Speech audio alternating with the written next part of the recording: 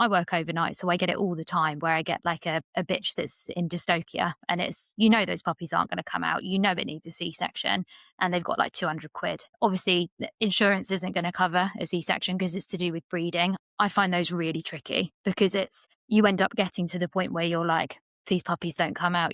You're probably sacrificing the puppies.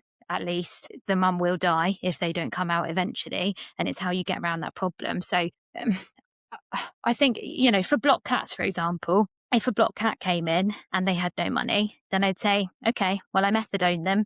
I do a cysto. It's not ideal. The bladder might rupture and you need to know that. But if I methadone them, load them with medication to go home with, not NSAIDs, because obviously you don't know what their kidney values are doing, cysto them to get them out of the emergency situation and pray that it reduces the back pressure and they start urinating. If people have no money, then fine, you've got them out of the emergency situation, bought them 12 hours and you see where you're at in the morning. But again, you have that conversation to say, this is likely to be a recurrent problem anyway.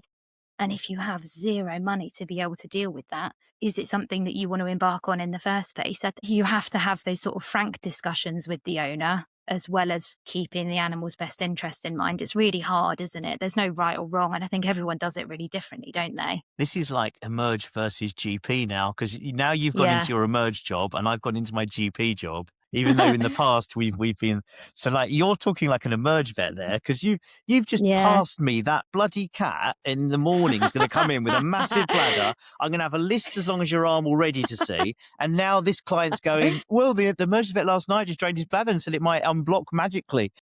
So now I'm going to have to be the grown up and kind of talk them through euthanasia or whatever we're going to have to do. Well, no, So you've I only mean, pushed I it always, past your shift, haven't you? no. I always have that conversation with them anyway. And euthanasia is always an option that I give those clients, always. If it's an emergency and they have no money, I will always, always, always offer euthanasia. I do honestly say sometimes I'm like, look, to hospitalize your cat overnight, to anesthetize it or sedate it, place a urinary catheter, get it on fluids, do some bloods, you're looking 1,500 quid to get you through to the morning. And if you're telling me that you've got 100, 200 pounds, realistically, that's not going to completely fix your cat. It's going to get them through to the morning in the most ideal way, but it's not going to fix them. And we need to think about where we're heading.